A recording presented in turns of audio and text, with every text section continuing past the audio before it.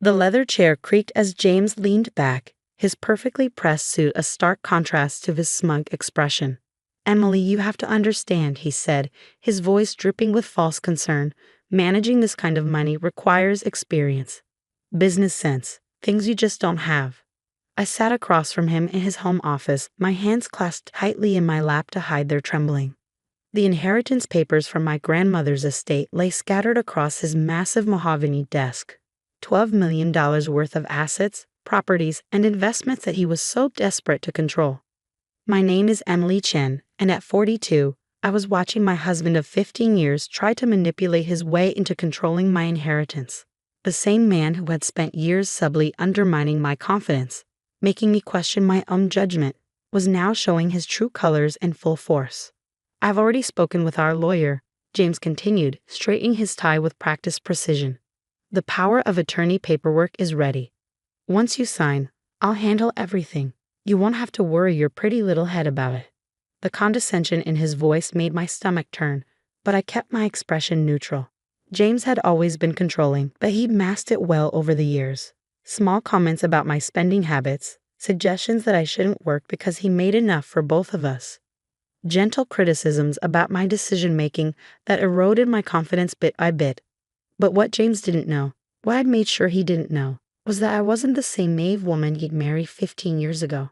The past 6 months since my grandmother's passing had opened my eyes to things I'd been blind to for far too long. It started with a letter my grandmother had left me, along with the inheritance. "My dearest Emily," she'd written, "with this gift comes great responsibility, but also great opportunity. Trust yourself. You are stronger and smarter than they've led you to believe."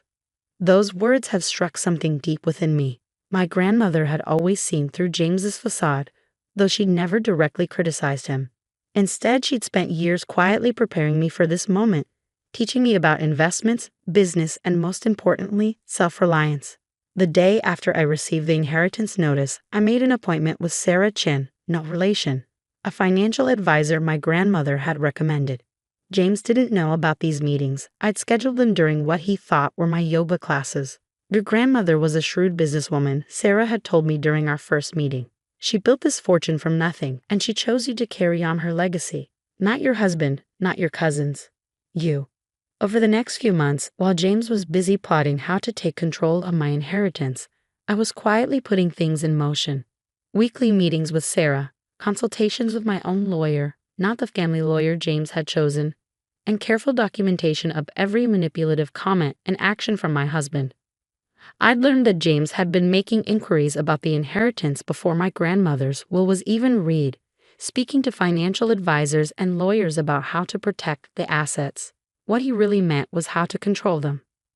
Now, sitting in his office, watching him lay out his plans as if they were already set in stone, I felt a strange sense of calm. The fear and self-doubt he cultivated in me for years had been replaced by something stronger, certainty. "Are you listening, Emily?" James's sharp tone cut through my thoughts. "This is important. We need to get these papers signed before the estate is fully settled." I met his gaze, keeping my voice steady. "I hear you, James. You want power of attorney over my inheritance."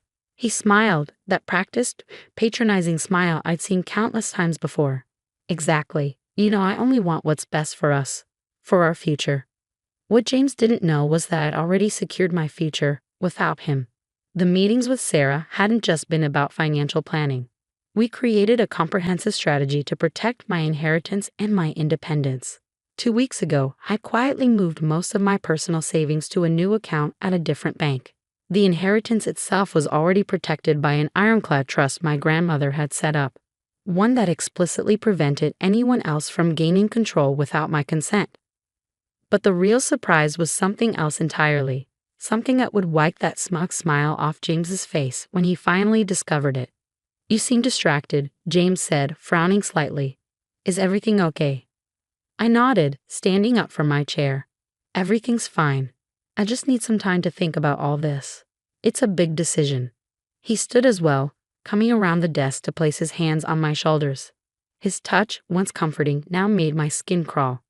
"Don't overthink it, honey. You know I'll take care of everything." That night, As James slept soundly beside me, convinced his plan was working perfectly, I lay awake thinking about how different things would look in just a few days. The pieces were already in motion, set up carefully over months of quiet preparation.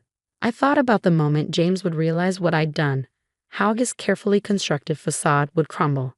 The thought both terrified and exhilarated me. The next morning, James was already in his office when I came downstairs. I could hear him on the phone, his voice carrying through the closed door. "Yes, everything's proceeding as planned," he was saying. "She'll sign the papers this week. No, she has no idea about any of it. Trust me, I know how to handle my wife." I felt a familiar twist in my stomach at his words, but this time it was accompanied by something else. Determination. I pulled out my phone and pressed record, adding yet another piece of evidence to my growing collection. Later that day, I met with Sarah in a small cafe across town. James thought I was at my book club. Another convenient excuse I cultivated over the months. "Everything's ready," Sarah said, sliding a folder across the table. "Are you sure you want to do this?" I opened the folder, reviewing the documents inside. Everything was there: bank statements, transfer records, and most importantly, proof of James' attempts to manipulate his way into controlling my inheritance. "I'm sure," I replied, closing the folder. "He's left me no choice." Sarah nodded, her expression serious.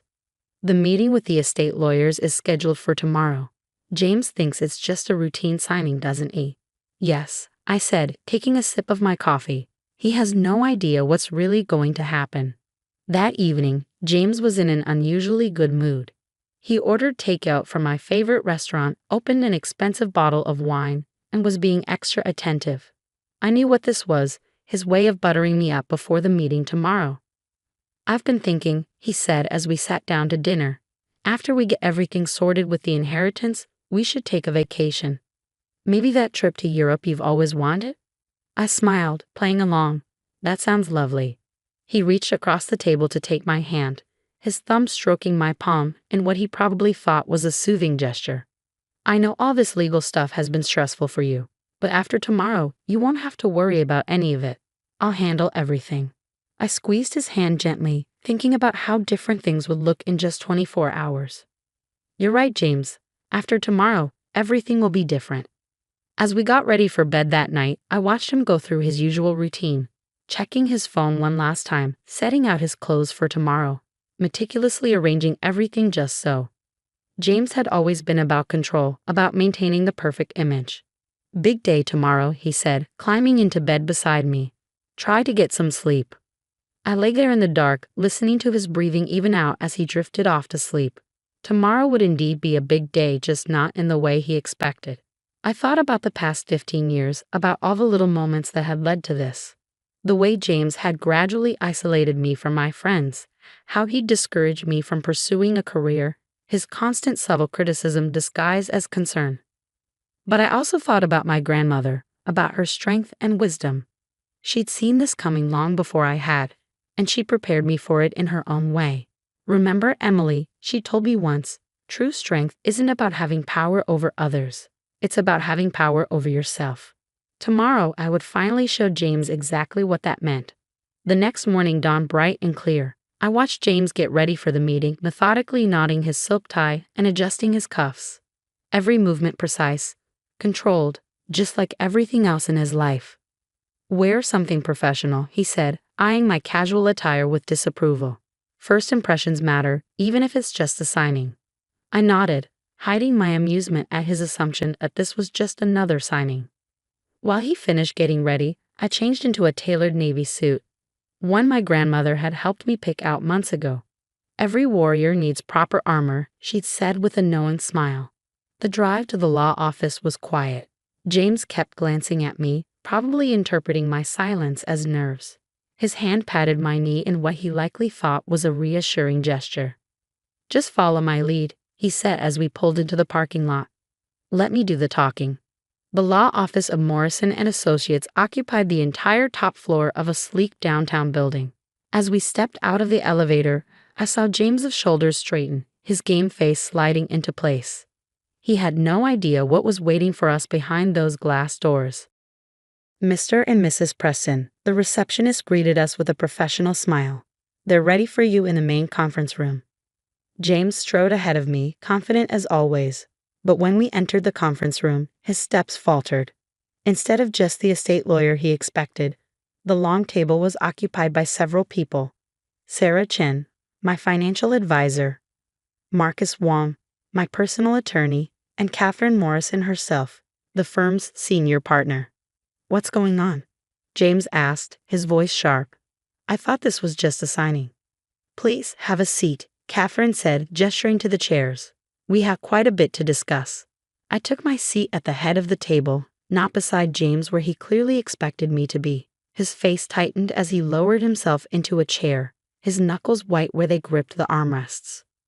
Catherine opened a folder in front of her. "Mrs. Preston has asked us to review some concerning matters regarding her inheritance and your recent attempts to gain power of attorney." James's head snapped toward me, his eyes narrowing. "Emily, what is this?" "Let me explain," I said, my voice steady despite my racing heart. "I know about everything, James. The calls to your lawyers about controlling my inheritance before grandmother even passed away. The consultations about having me declared financially incompetent. The offshore accounts you've been preparing." His face paled slightly, but he quickly recovered. "That's ridiculous. I've only been trying to protect our interests." "Our interests?" Sarah Chen cut in, sliding a document across the table. "Is that why you've been making inquiries about transferring Mrs. Preston's inheritance into accounts only you would control?" James's jaw clenched. "Emily, you don't understand." "I understand perfectly," I interrupted, pulling out my phone. "In fact, let me play something for everyone." I pressed play, and James's voice filled the room. "Yes, everything's proceeding as planned. She'll sign the papers this week. No, she has no idea about any of it. Trust me, I know how to handle my wife." The color drained from his face as the recording continued, detailing his plans to gain control of my inheritance through whatever means necessary. "That's just taken out of context," he sputtered, but I could see the panic rising in his eyes. Catherine Morrison leaned forward. "Mr. Preston, we have documented evidence of multiple attempts to fraudulently gain control of your wife's inheritance. Would you like to explain that?" James's composure finally cracked. "Emily," he hissed, "you have no idea what you're doing. You need me. You've always needed me." I met his gaze steadily. "No, James. I don't need you. I never did. What I needed was to see you for who you really are." Marcus Wong cleared his throat. "Mrs. Preston has already taken steps to protect her inheritance through a series of trusts that you cannot access." Additionally, he paused, sliding another document forward. "These are divorce papers." James stared at the papers, his face contorting with rage. "Divorce? You can't be serious. After everything I've done for you?" "Everything you've done to me," I corrected. "The manipulation, the control, the constant undermining of my confidence, it stops now." "You'll never manage without me," he spat, his carefully maintained facade completely crumbling. "You're nothing without me. Nothing." I stood up, placing my hands flat on the table. "That's where you're wrong, James. I'm not nothing. I'm my grandmother's granddaughter, and she taught me better than to let someone like you control my life." Sarah Chen spoke up. "Mrs. Preston has demonstrated remarkable financial acumen over the past 6 months. She's already made several successful investment decisions that have increased her inheritance by 15%. James's head whipped around. 6 months? You've been planning this for 6 months? "Actually," I said, allowing myself a small smile, "grandmother and I had been planning this for years. She saw right through you from the beginning. Every lunch date, every shopping trip, she was teaching me, preparing me for this moment." Catherine Morrison pulled out another set of documents. "Mr. Preston, given the evidence of your attempted financial manipulation, we're prepared to file charges unless you agree to an uncontested divorce with the terms Mrs. Preston has outlined." James snatched the papers, his eyes scanning the contents. With each page, his face grew redder. "You can't be serious. You expect me to just walk away with nothing?" "Not nothing," I corrected. "You can keep your own assets, but my inheritance, my grandmother's legacy, that stays with me, where it belongs." "This is insane," he muttered, running a hand through his perfectly styled hair. "You've all lost your minds." "No, James," I said quietly. "For the first time in 15 years, I'm thinking clearly. You have until the end of the week to decide. Sign the papers and walk away or face fraud charges. Your choice." He stood up abruptly, his chair scraping against the floor. "You'll regret this," he snarled. "You have no idea what you're doing." As he stormed out of the conference room, I felt a weight lift from my shoulders. Years of subtle manipulation, of doubting myself, of trying to be what he wanted. All of it falling away with each step he took. Catherine waited until the door closed behind him before speaking. "Are you all right, Mrs. Preston?" I nodded, surprised to find that I truly was. "Yes, I am. For the first time in a very long time, I really am." The next few weeks were a whirlwind. James, faced with overwhelming evidence of his attempted manipulation, finally signed the divorce papers. He moved out of our house, my house now, taking only his personal belongings. I heard through mutual friends that he was telling everyone I'd had some kind of breakdown, that I was making a huge mistake. But his words didn't have the same power over me anymore. Sarah helped me take full control of my investments, and true to my grandmother's teachings, I proved to be quite adept at managing my own finances. The inheritance wasn't just money, it was freedom, independence, and the chance to finally be myself. One evening, about a month after the confrontation, I was sorting through some old boxes when I found a photo album. Inside was a picture of my wedding day, James and me smiling at the camera, looking perfect and polished. But what caught my eye was my grandmother in the background, watching us with a knowing look. She'd seen it all coming, had prepared me for this moment long before I even realized I needed preparing. Her inheritance wasn't just about the money, it was about giving me the strength to stand on my own. I closed the album and walked to my home office, once James's domain, now my space. On the wall hung a photo of my grandmother and me, taken just months before she passed away. Her eyes sparkled with the same determination I now felt every day.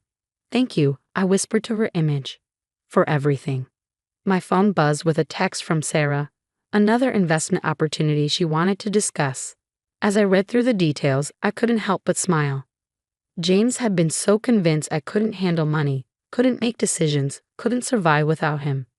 But here I was, not just surviving but thriving, managing my inheritance, making my own choices, and finally living life on my own terms. The future stretched out before me, full of possibilities I never would have imagined when I was caught in James's web of control. It wasn't always easy. Independence never is, but it was mine, and that made all the difference.